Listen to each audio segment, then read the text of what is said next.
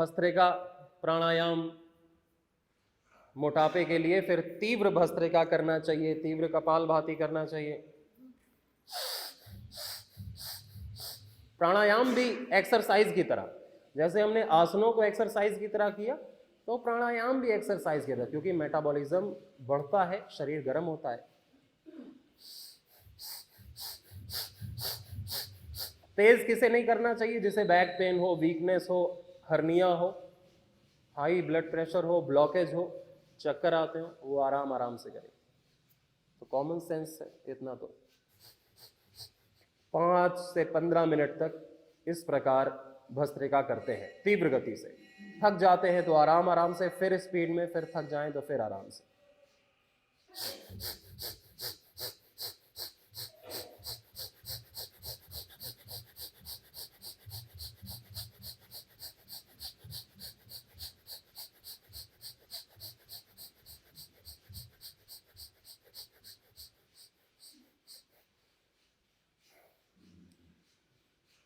Fast करने का ये लाभ है कि मन तुरंत शांत हो जाता है, नींद भाग जाती है, आलस्य भाग जाता है, और आलस्य, प्रमाद, निद्रा, चंचलता मन की दूर होती है। जब हम तीव्र भस्त्रिका करते हैं, थक जाए तो फिर थोड़ा आधे मिनट के लिए स्लो किया, बहुत ही सूक्ष्म गति से, और फिर फास्ट किया। ऐसे फास्ट 4-5 बार फास्ट राउंड हो जाए। कफ की निवृत्ति हो जाती है फास्ट करने से। कफ रोगों में बहुत लाभ होता है।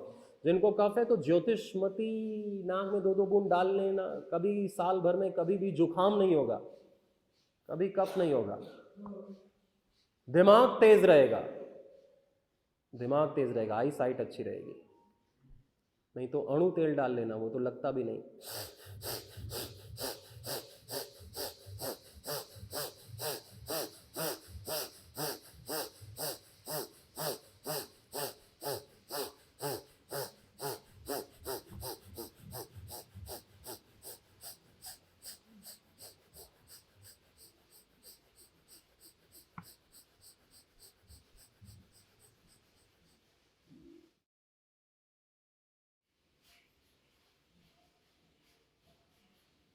भस्त्रिका इस तरह खूब करना, केवल इस तरह करने से भी पसीना आता है, पूरी शरीर हीट हो जाती है।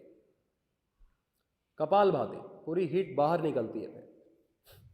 जो व्यायाम नहीं करते उनके शरीर में फिर पसीना नहीं निकलता, अंदर ही गर्मी गर्मी बढ़ जाती है। जैसे ग्लोबल वार्मिंग बढ़ती है ना, सारा जो है कार्बन डाइऑक्साइड है, नाइट्रिक ऑक्साइड है, वो जब वातावरण में छा जाती है तो सूर्य की किरणें फिर रिफ्लेक्ट होकर ऊपर नहीं जा पाती, वो गर्मी बनाए रखती हैं, तो गर्मी बढ़ जाती है। ऐसे ही जब हमारा मल बाहर नहीं निकलेगा, पसीना बाहर नहीं निकलेगा, तो टेम्परेचर कैसे बैलेंस होगा, अंदर की हीट कैसे बाहर निकलेगी, ये पोर्स जाम रहेंगे तो। इसलिए पसीना निकालना रोज एक बार दौड़कर, व्यायाम करके, सूर्य नमस्कार करके, तेज भस्त्रिका करके करना। फिर कपालभाति 1 सेकंड में 2 स्ट्रोक या 1 स्ट्रोक, 1 सेकंड 1 स्ट्रोक।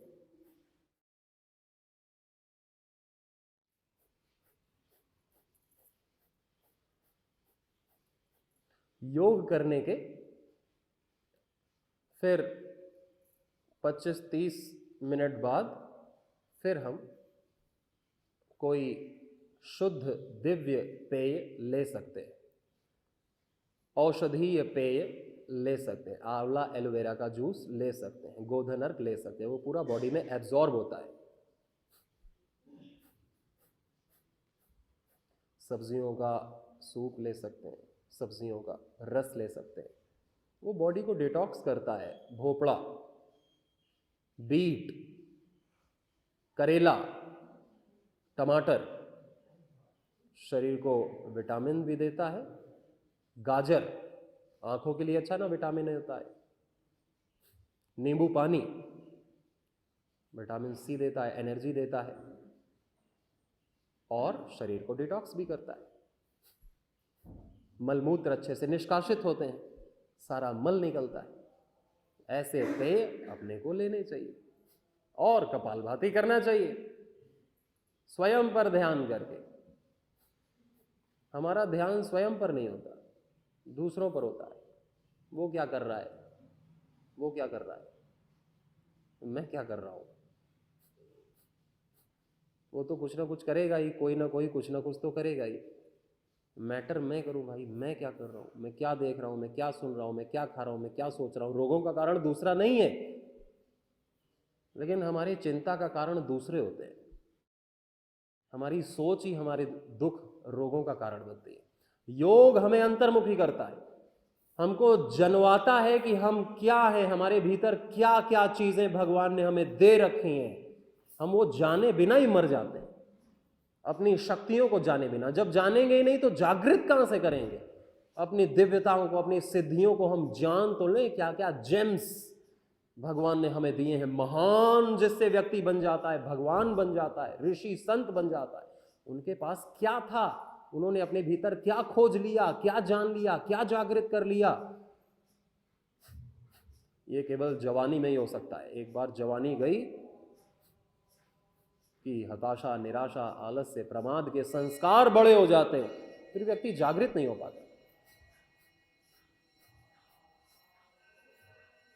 करते रहें कपालभाति और उज्जाई प्राणायाम जानते हैं, सीख लेना चाहिए ना आए तो। योग शिक्षक हमारे हैं, बहुत सारे योग शिक्षक, योग क्लास भी लगती है आपके आसपास।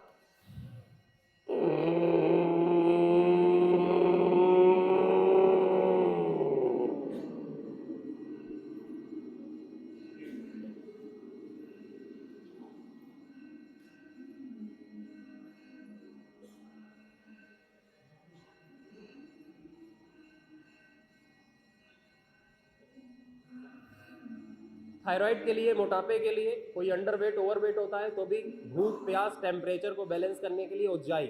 पूरी श्वास छोड़ करके, गले को टाइट करके, घर्षण करते हुए श्वास लेते हैं अंदर की तरफ। पूरी श्वास भर जाए तो होल्ड करना आधे मिनट, 1 मिनट, जालंधर बंद लगा करके, ठोडी को छाती से लगा करके। प्राणायाम आप YouTube पे भी सीख सकते हैं, योग क्लास में सीखें, योग टीचर से।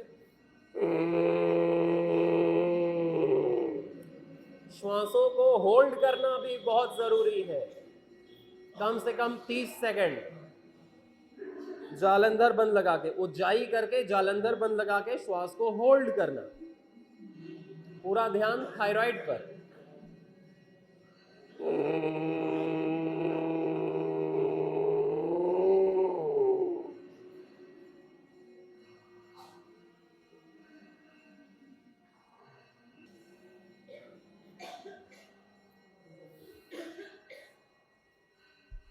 खांसी आए तो भी करना है। 4-5 दिन खांसी आएगी, फिर नहीं आएगी, जैसे अभी मेरे को नहीं आ रही, कितना भी घर्षण दो, करो ऐसे अंदर की तरफ, अंदर की तरफ आवाज खींचना है।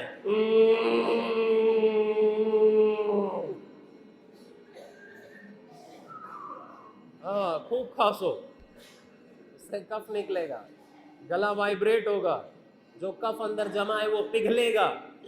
वही खर्राटे लाता है, वही खांसी लाता है, वही भारी करता है, थायराइड करता है, गले में बैक्टीरिया है, चिपके ही रहते हैं कफ से।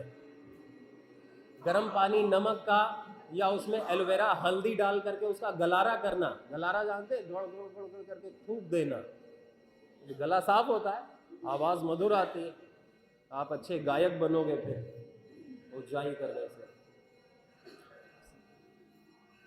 थायराइड नहीं होगा, स्ट्रेस नहीं होगा। तो फिर हम सिंहासन करते हैं ना,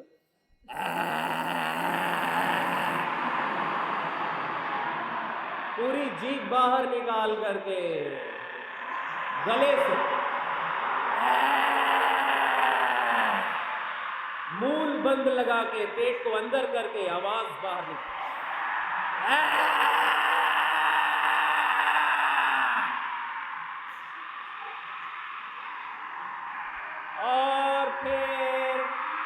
हास्यासन कर।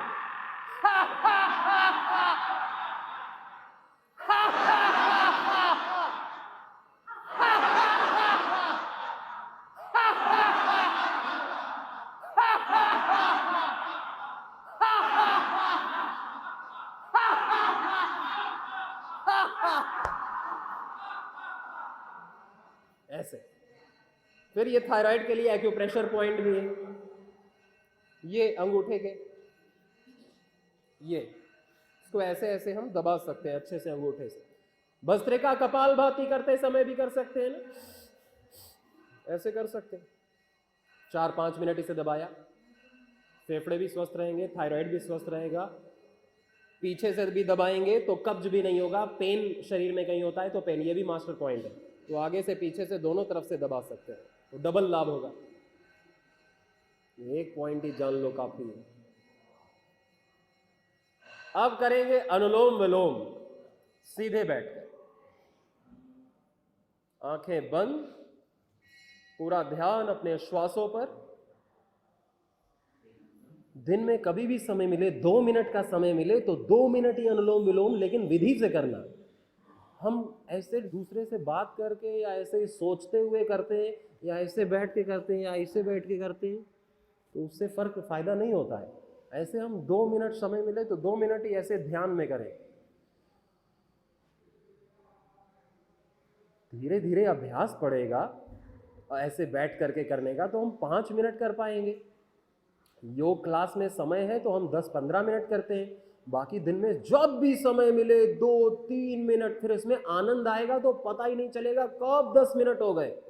बस एक बार इसमें आनंद लिया ना, आपको दुनिया में कोई भी आकर्षित नहीं कर सकता, बहका नहीं सकता, हरा नहीं सकता। कोई कंपटीशन नहीं है फिर किसी बच्चे का, उसे टॉप ही आना है। हर एग्जाम में उसको हर चीज समझ में आनी, याद रखनी, उसका इंटरव्यू अच्छा जाना, कोई स्ट्रेस नहीं आना, हड़बड़ाना नहीं, कोई कमजोरी नहीं, पूरा कॉन्फिडेंस, विल पावर, पूरा अटेंटिव रहेगा। युवा जो अनुलोम विलोम करेगा उसकी आई साइट अच्छी होगी, उसका ब्रेन साइट अच्छा होगा, उनकी पूरी फैकल्टी खुलेगी, सोचने की, डिसीजन लेने की, leadership, managerial skills, emotional balance, mental health बहुत दिव्य होती है अनुलोम विलोम से। ऐसे वायु मुद्रा में जब हम श्वास लेते, ज्यादा हाथ उठा के करेंगे तो हाथ दर्द करेंगे, हाथ को ऐसे कर सकते, लेफ्ट से लेकर धीरे धीरे राइट से छोड़ा, फिर राइट से लिया, लेफ्ट से छोड़ा। कम से कम 3-5 सेकंड, 3 से 5 सेकंड लेने में, 3 से 5 सेकंड छोड़ने। नाक में कफ रहता है तो अच्छे से अनुलोम विलोम नहीं हो पाता है, तो नाक में सरसों का तेल या अणु तेल डाल लिया, नाक साफ कर ली, तेज तेज भस्त्रिका कर लिया, फिर किया।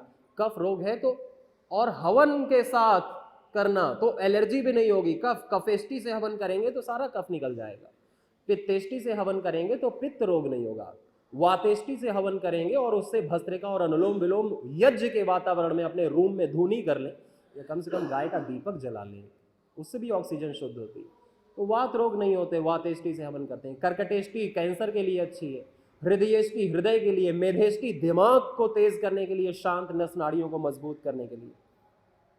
जो औषधि हम खाते हैं, मान लो इम्यूनो गोल्ड पाउडर है, अविपति करचूड़े, उसी को भी, उस काढ़े को भी, उस पाउडर को भी हवन सामग्री में मिक्स करके गाय के घृत के साथ, गुग्गल के साथ दिया तो भी प्राणेष्टि, हमारे प्राण शक्ति के लिए, फेफड़ों के लिए, गिलोय से भी हवन कर सकते हैं। उसी को हम, उसी के सूक्ष्म कण हम श्वासों से लें तो ज्यादा लाभ करेगा, उसे पचाने की भी जरूरत नहीं फिर उस धूम्र को। ये धूम्र चिकित्सा बहुत बड़ी चिकित्सा है आयुर्वेद की, सारे हमारे कल्याण के लिए विधि विधान ऋषियों ने बता रखा कि अब हमें अपनाना है और इसी का प्रचार प्रसार करना है, तो हम हर ऋण से मुक्त होते हैं। हम ऋणी होंगे तो दुखी होंगे, हम ऋषि ऋण से, पितृ ऋण से, हर ऋण से हम मुक्त होते हैं, देव ऋण से मुक्त होते हैं। इससे हम देवताओं को भी तो प्रसाद देते हैं, वातावरण को शुद्ध करते हैं, उससे भी हमारे पुण्य बढ़ते हैं। हमारे पुण्य बढ़ेंगे तो हमको बहुत सारी सुख सामग्री मिलेगी जिससे हम और बड़ी बड़ी सेवाएं कर पाएंगे। हमारे पुण्य नहीं बढ़ेंगे तो सुख की सामग्री कैसे, रिसोर्सेज कैसे मिलेंगे? इसलिए सेवा भी करनी चाहिए। 1 घंटे योग सिखाना, यज्ञ करना, स्वच्छता रखना, हाथ दर्द करे तो दूसरे हाथ का सपोर्ट ले लेना, और ज़्यादा हाथ दर्द करे, करने का मन ना करे तो दूसरे को कह देना कि मेरी नाक दबा दो थोड़ी देर, मैं अनुलोम विलोम कर लूँ। एक नौकर रख लेना कि मैं लेटा हूँ, मेरी नाक दबा 15 मिनट, लेकिन करना तो लाभ मिलेगा, है ना। 500 रुपये दे करके भी स्वास्थ्य मिल रहा है तो क्यों ना ले, उसका भी भला हो जाएगा और हमें भी हाथ नहीं उठाना पड़ेगा। जो ज़्यादा आलसी है उनके लिए, जो आलसी नहीं खुद से कर सकते हैं खुद से करो ना, पैसे को दान करो। नहीं, रोगों में तो जाना ही है। जो पैसे बचा के रखता है ना महाकंजूस, पैसे तो जाने ही जाने, पैसे जाने ही जाने, उसके उतने पैसे लिखे हैं जाने, लिखे हैं, रोक नहीं सकता कोई। वो बचाए नहीं, बिजनेस में लगा दूंगा, नहीं कुछ खा लूंगा, नहीं कुछ पहन लूंगा, उसके जाने और 10 गुना ज्यादा जाने और दुख के साथ जाने। तो सुखी सुखी हमको दान करना चाहिए कि भाई उसे हम इन्वेस्ट कर रहे हैं, अपने पुण्य बढ़ाएंगे, अपना ये लोग परलोक अच्छा करेंगे। ये बात समझ में नहीं आती। जिसके समझ में आ गई वही तो ब्राह्मण है, वही तो मनुष्य है, वही सात्विक आत्मा है। आइए करते हैं 3-3 बार भ्रामरी उद्गीत। समय कम है इसलिए हम 3 बार ही करेंगे, ऐसे हम 5 बार रोज करते हैं। कान बंद करके ओमकार का नाद नासिका से।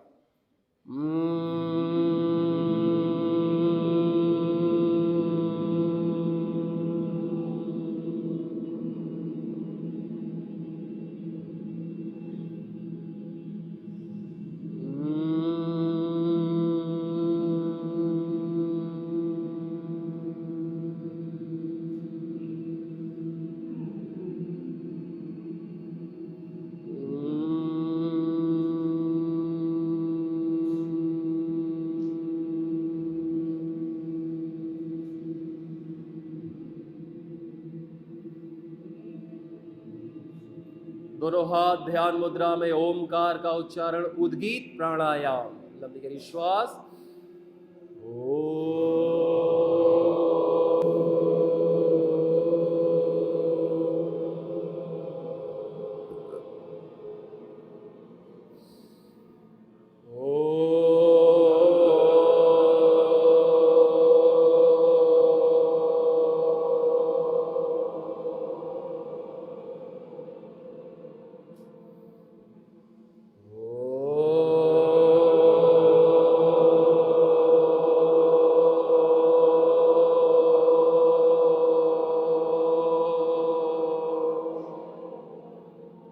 मौन, प्रणव ध्यान, 2 मिनट मौन रहेंगे।